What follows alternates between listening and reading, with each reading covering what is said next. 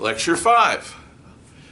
At the Versailles Treaty Conference in 1919, the dream of Woodrow Wilson to solve the problem of European nationalism by giving as many nations, as many national cultural groups their own country, is going to produce a series of microstates in Eastern Europe.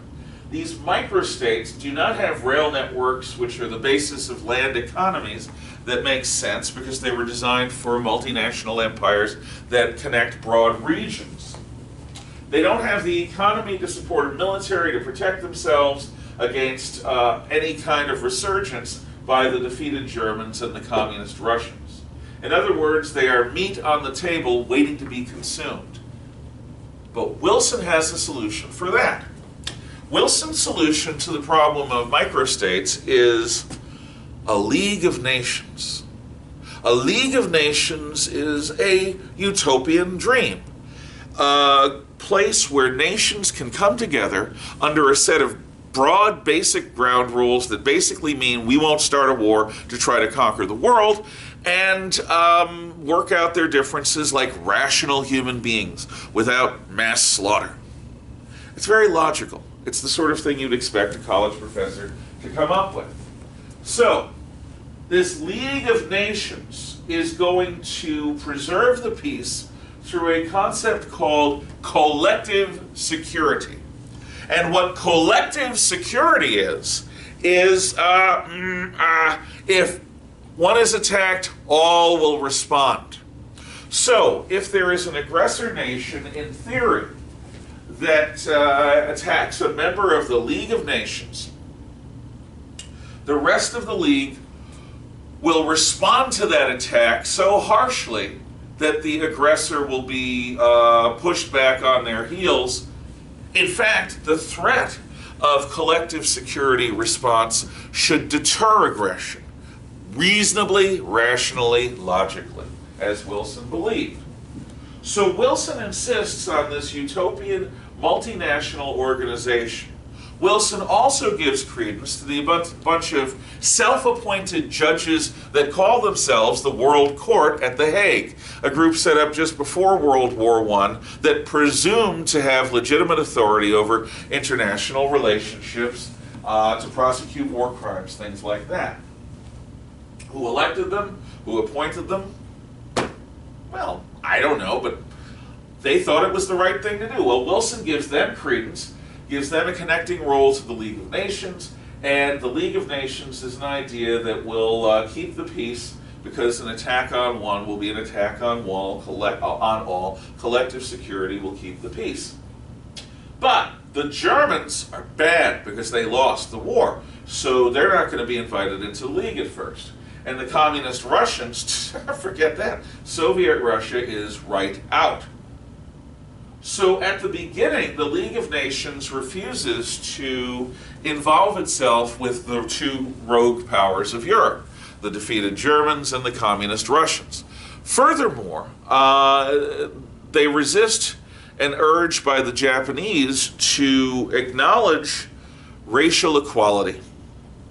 The Japanese are big on this because they are the only Asiatics that are part of the great power system.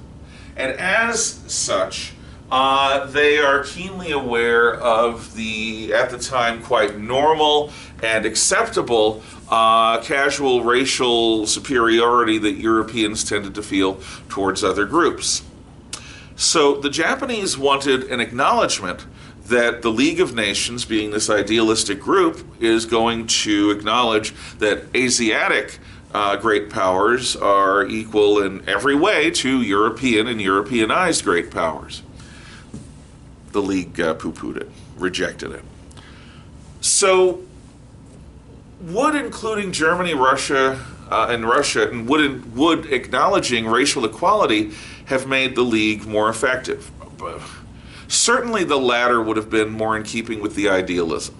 But the practical reality is that Europeans, even after the bloodletting of the Great War, still believed that the West was the only true civilization because it was the only industrial civilization, and that the Japanese were derivatives of the West in that they had westernized and become more Western than the Westerners in some respects.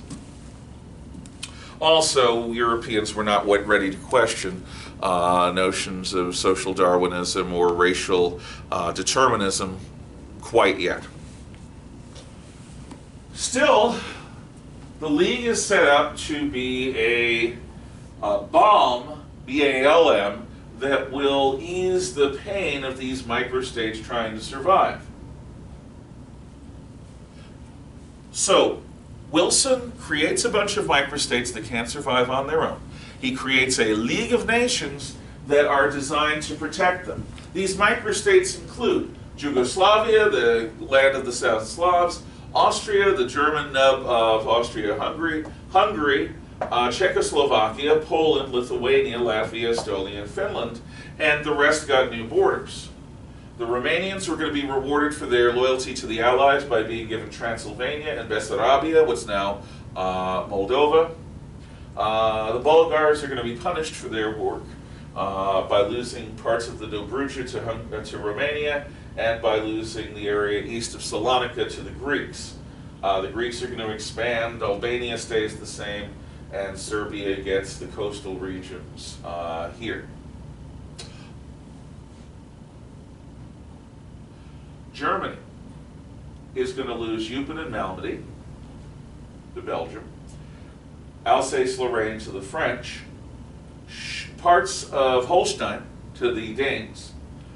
They're going to lose the Memel land to Lithuania, and they're going to lose Posen, West Prussia, and Danzig, and parts of East Prussia to the Poles.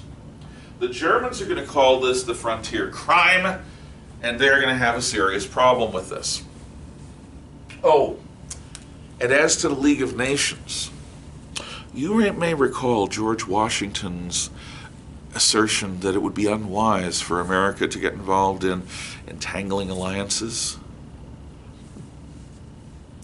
And Wilson didn't invite a single Republican to join him in Versailles. He didn't want to deal with the problems from the real enemy, which were the conservatives back home.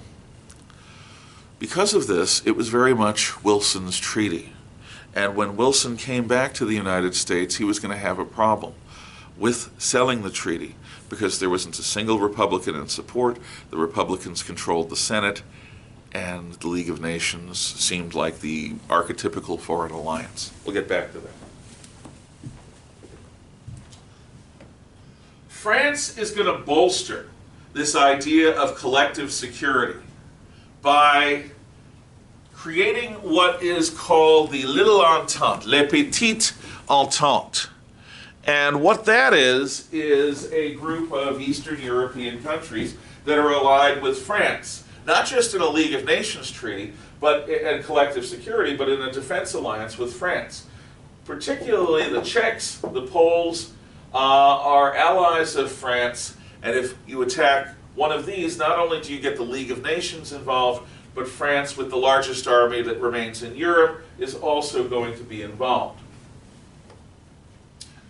So all of this idealism is going to be balanced by a healthy dose of old world reality, and it is that we will talk about in the next lecture. Thank you.